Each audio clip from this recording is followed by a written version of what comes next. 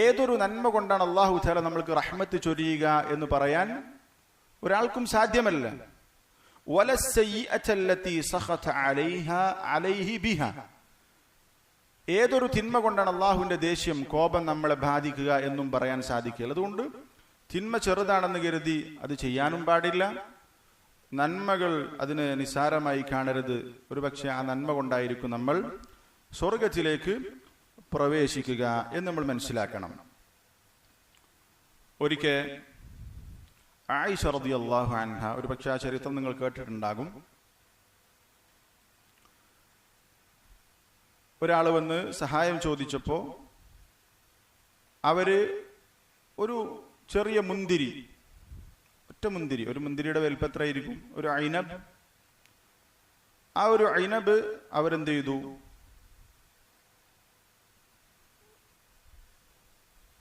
സദഖയായി കൊടുത്തു. അപ്പൊ ചുറ്റുമുണ്ടായിരുന്ന സ്ത്രീകൾ അത് കണ്ട് അത്ഭുതപ്പെട്ടു. ഒരു ചെറിയൊരു മുന്തിരി സദഖ കൊടുക്കുക. ആ സമയത്ത് ആയിഷ റളിയല്ലാഹു അൻഹ പറഞ്ഞൊരു വാചകമുണ്ട്, ഇന്ന ഫീഹാ ദർറൻ കസീറ, ഒരു മുന്തിരിയിൽ ഒരുപാട് ദർറത്തുണ്ട്. എന്താ ദർറത്ത് എന്ന് പറഞ്ഞാൽ ഒരു ചെറിയ അണു അളവ്, ഒരു ഉറുമ്പിന്റെ വലുപ്പത്തിലുള്ള ഒരു നന്മ. അത്രയും ചെറിയ നന്മ ചെയ്താൽ ഫമൻ യഅമൽ മിസ്ഖാല ദർറത്തിൻ ഖൈറൻ യറ, അപ്പൊ ഒരു മുന്തിരിയിൽ എത്ര ദർറത്ത് ഉണ്ടാവും, ഒരുപാട് ദർറത്തുണ്ട്. അതുകൊണ്ട് തന്നെ ഒരു ഒറ്റ മുന്തിരി അത് കൊടുക്കുക എന്നുള്ളത് നമ്മൾ നിസ്സാരമായി കാണേണ്ട കാര്യമല്ല. അതിൽ ഒരുപാട് ദർറത്തുകളുണ്ട്, ഒരുപാട് ദർറത്തുകൾ അതിൽ അടങ്ങിയിട്ടുണ്ട്.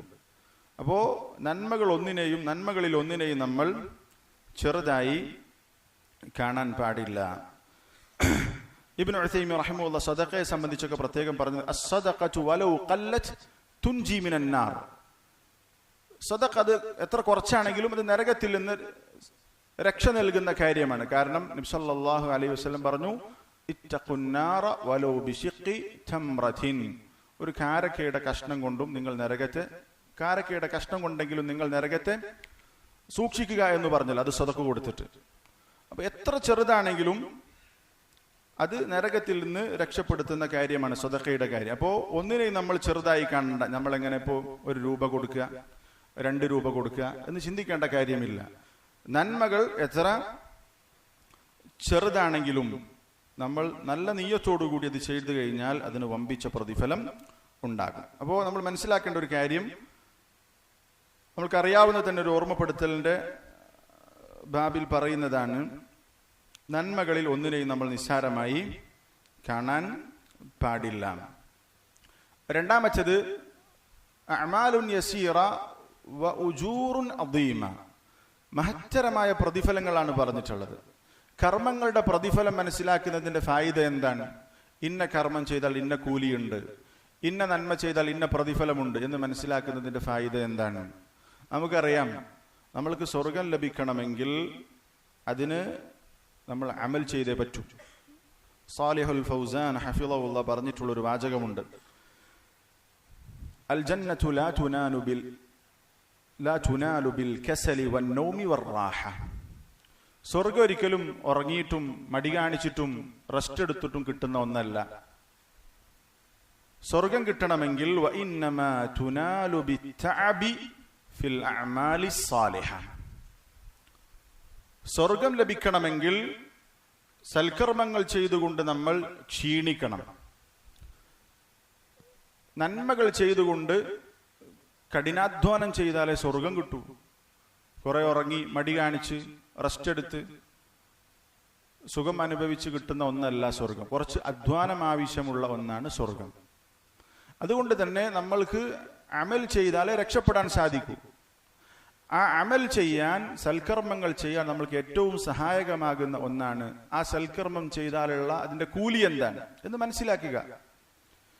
പണ്ഡിതന്മാർ അത് പറയാറുണ്ട്, ഒരു നന്മ ചെയ്യാൻ നമ്മൾക്ക്, അല്ലെങ്കിൽ നന്മകൾ കൂടുതൽ ചെയ്യാൻ സഹായകമാകുന്ന, അതിന് സഹായിക്കുന്ന കാര്യമാണ് നന്മ ചെയ്താലുള്ള പ്രതിഫലം എന്താണ് എന്ന് മനസ്സിലാക്കുക. അപ്പൊ സ്വാഭാവികമായിട്ടും ഈ കർമ്മം ചെയ്താൽ ഇന്ന പ്രതിഫലമുണ്ട് എന്നറിയുമ്പോൾ അത് ചെയ്യാൻ പ്രത്യേക ഒരു നശാത്ത്, ഒരു ഉന്മേഷം ഉണ്ടാകും. ഇബ്നു റജബ് അൽ ഹംബലി റഹിമഹുല്ലാഹ് പറയുന്നു, മൻ ലം യഅരിഫ് സവാബൽ അഅമാൽ ثقلت عليه في جميع الأحوال. കർമ്മങ്ങളുടെ പ്രതിഫലം ഒരാൾ മനസ്സിലാക്കിയിട്ടില്ലെങ്കിൽ, ഇന്നത് ചെയ്താൽ ഇന്ന കൂലി കിട്ടും, ഇന്നതിന് ഇന്ന പ്രതിഫലമുണ്ട് എന്നൊന്നും ഒരാൾക്ക് ധാരണയില്ലെങ്കിൽ, ثقلت عليه في جميع الأحوال, എല്ലാ അവസ്ഥകളിലും ആ സൽക്കർമ്മം അവന് പ്രയാസമായിരിക്കും. ഇപ്പൊ ജമാഅത്ത് നിസ്കാരം, അതിന്റെ ഫضل ഒരുത്തിന് മനസ്സിലായിട്ടില്ല, ജമാഅത്ത് നിസ്കാരം അവന് പ്രയാസമായിരിക്കും. നിസ്കാരം, അതിന്റെ മഹത്വം അവന് മനസ്സിലായിട്ടില്ല, അതിന്റെ കൂലി അവന് തിരിഞ്ഞിട്ടില്ല, നിസ്കാരം അവന് പ്രയാസമായിരിക്കും. എന്നാൽ ഒരാൾ നിസ്കാരത്തിന്റെ ശ്രേഷ്ഠത മനസ്സിലാക്കുമ്പോൾ, അദ്കാറുകളുടെ ശ്രേഷ്ഠത മനസ്സിലാക്കുമ്പോൾ, ഇങ്ങനെയുള്ള ഓരോ നന്മകളുടെ ശ്രേഷ്ഠത മനസ്സിലാക്കുമ്പോൾ അത് ചെയ്യാൻ പ്രത്യേക താല്പര്യം ഉണ്ടാകും.